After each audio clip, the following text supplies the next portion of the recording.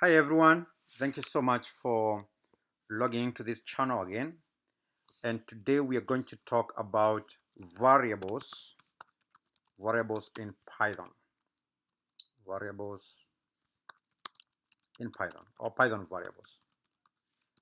Okay, so what is a variable? What is a variable?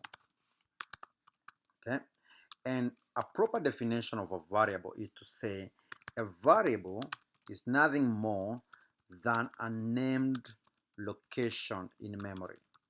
Okay, it's a named location in memory.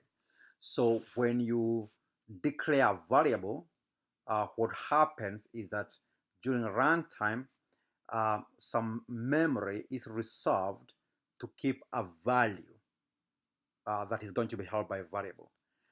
So think about this. Memory in a computer, and when we talk about reading memory, we are talking about random access memory, is finite. Okay, is finite.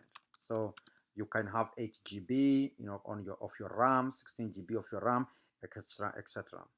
So what basically happens is when you declare a variable,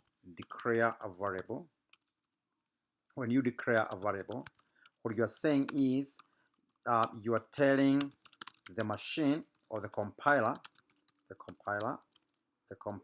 are telling the compiler and the interpreter to reserve enough memory in your for your program that can store a variable of a particular type. So what do I mean by type? Type here refers to a data type, which means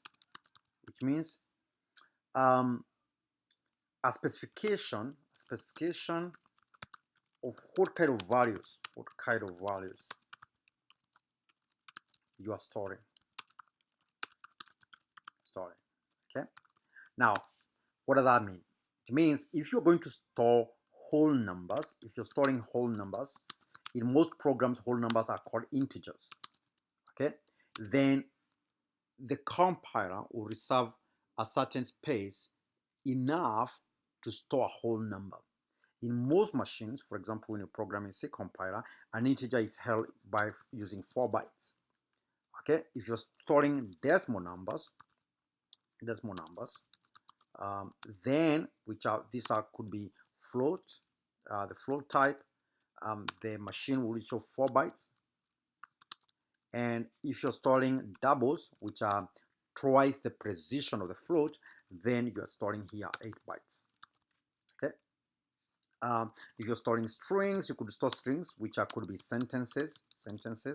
You could store characters, which could be like letters, just one single letter, for example, e.g.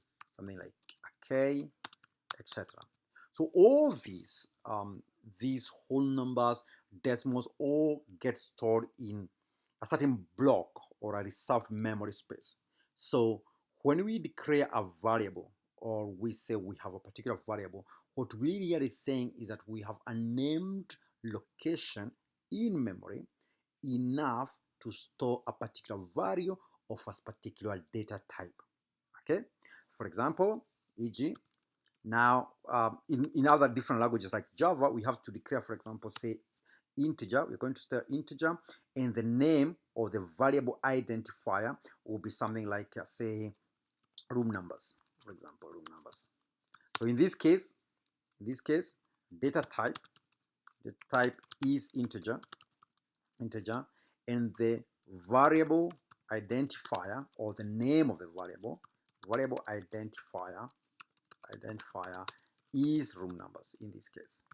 Okay, so room numbers, really, how you read this, you use what is called left right walk method, and you can say room numbers. When you get there, you pause when you see the semicolon. Room numbers, okay, is a variable of type of integer. So room numbers is basically keeping integers or whole numbers. This is a space reserved that keeps integers. Good. Now, so how does this work in Python? in Python. So turns out that in Python, explicit declaration of variables is not required. It's not required. It's not required. So what does that mean? That means, well, what this means for the program, what this means is that when we create a variable identifier or a name identifier, variable identifier, then we must assign a value to it. Okay, it means that we must assign a value to it. It is from this value that the interpreter assigns a particular number of bytes, assigns certain number of bytes to store the value, a variable.